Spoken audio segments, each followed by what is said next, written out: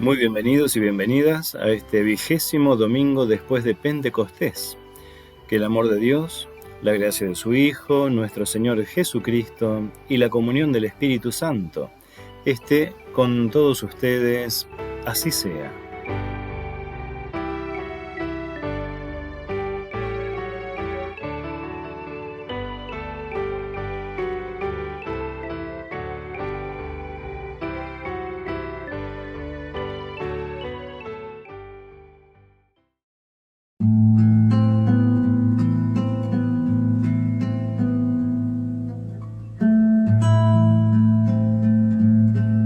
Y el Evangelio de hoy se encuentra en San Marcos, capítulo 10, versos 2 al 16.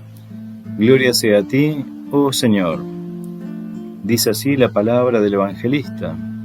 Se acercaron algunos fariseos y para ponerlo a prueba le plantearon esta cuestión: ¿es lícito al hombre divorciarse de su mujer? Él les respondió: ¿qué es lo que Moisés les ha ordenado? Ellos dijeron: Moisés permitió redactar una declaración de divorcio y separarse de ella. Entonces Jesús les respondió: si Moisés les dio esta prescripción, fue debido a la dureza del corazón de ustedes. Pero desde el principio de la creación, Dios los hizo varón y mujer. Por eso el hombre dejará a su padre y a su madre, y los dos no serán sino una sola carne. De manera que ya no son dos, sino una sola carne. Que el hombre no separe lo que Dios ha unido.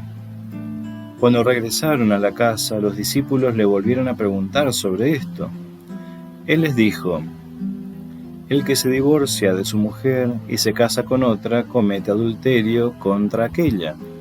Y si una mujer se divorcia de su marido y se casa con otro, también comete adulterio. Le trajeron entonces unos niños para que los tocara, pero los discípulos los reprendieron. Al ver esto, Jesús se enojó y les dijo: dejen a los niños que se acerquen a mí, y no se lo impidan, porque el reino de Dios pertenece a los que son como ellos. Les aseguro que el que no recibe el reino de Dios como un niño, no entrará en él. Después los abrazó y los bendijo, imponiéndoles las manos. Hasta aquí la lectura del Evangelio. Alabanza sea a ti, oh Cristo.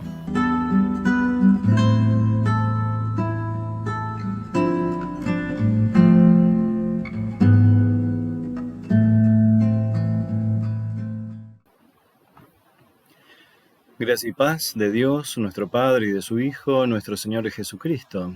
Así sea.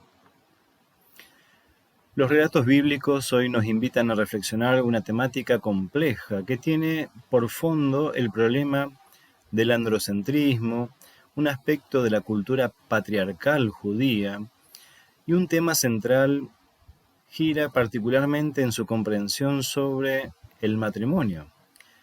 Y surge en Jesús una propuesta que invita a ampliar la comprensión del tema y hasta propone un reposicionamiento subjetivo para su interpretación.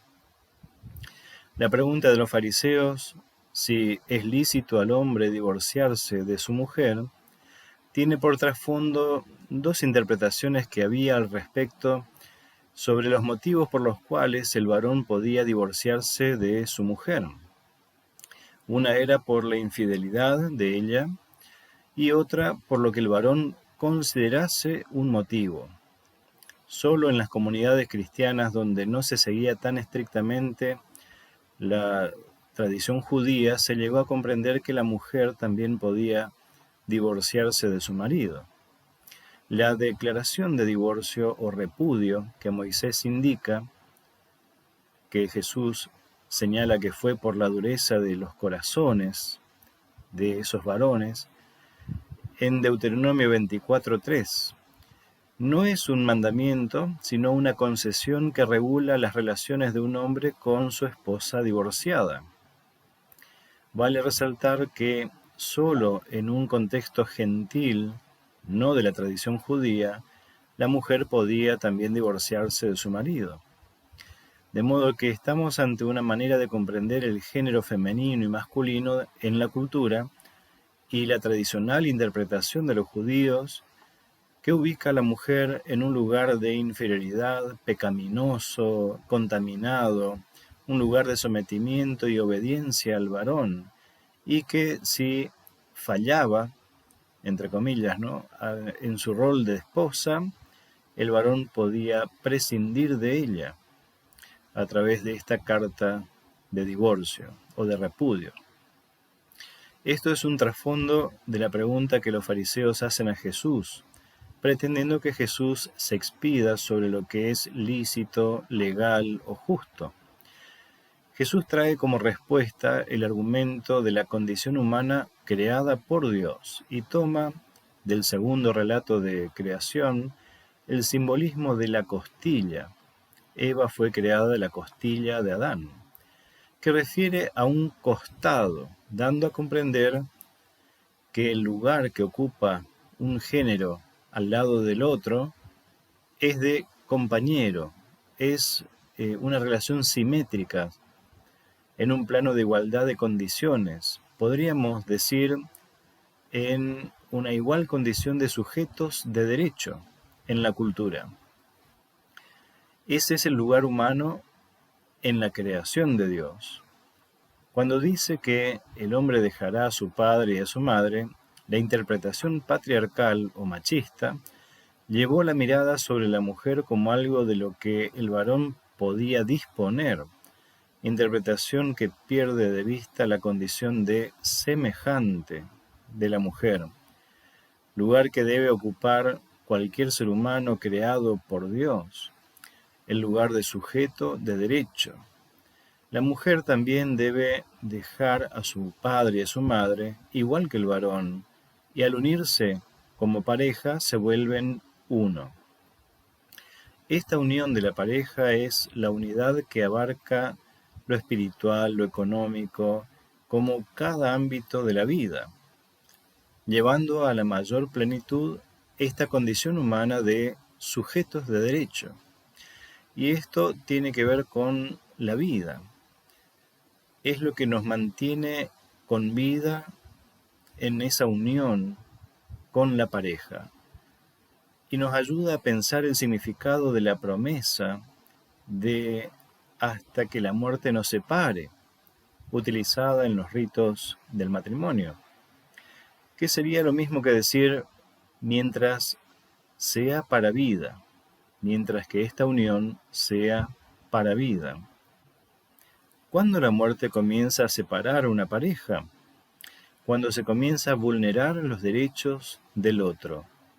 Es decir, cuando se deja de considerar al otro como un sujeto de derecho y se comienza a entender al otro como un objeto del que puedo servirme o como algo que me tiene que servir. Se pierde así la posibilidad de interpretar al otro como semejante. Probablemente es a lo que se refiere Jesús cuando dice a los fariseos que Moisés les dijo eso por la dureza de sus corazones, la de los varones. En la aclaración que Jesús le hace a sus discípulos, que volvieron a preguntar sobre el tema, Jesús deja en claro que tanto un varón como una mujer que se une en pareja con alguien más que no sea a quien le prometió fidelidad y compromiso, comete adulterio. Es decir que el adulterio no es algo que solo podía ser cometido por la mujer, sino también por el varón.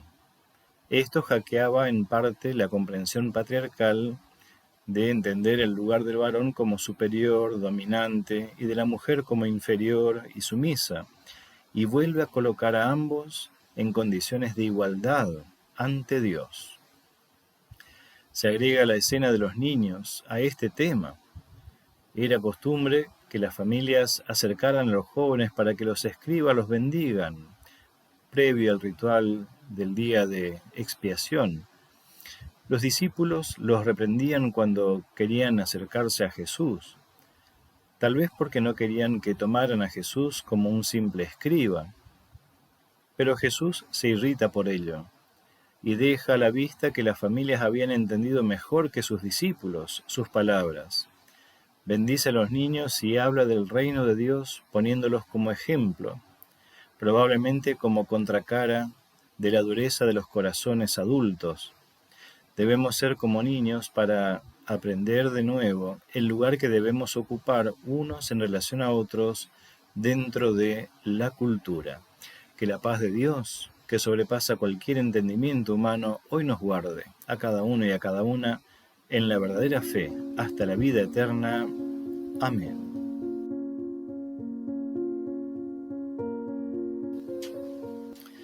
Bondadoso Padre Celestial, permítenos una comprensión de las demás personas acorde a tu voluntad, que nos podamos interpretar como semejantes y que con conciencia nos alejemos de toda interpretación que nos lleve a no respetar el derecho de toda otra persona. Te pedimos por todas personas, familias o pueblos que sufren algún tipo de violencia. Derrama tu gracia sobre ellos para que renueven su esperanza en ti. Dale sabiduría a cada autoridad, civil o militar, para que con discernimiento ejerzan su poder propugnando la defensa y protección de los derechos de cada persona, trabajando siempre por la paz y por la justicia. Acompáñanos en nuestras propias realidades y danos de tu espíritu para que podamos tener la fortaleza de confrontar las realidades que hoy nos toca vivir. Todo esto te lo pedimos en el nombre de tu amado Hijo, nuestro Señor y Redentor Jesucristo. Amén.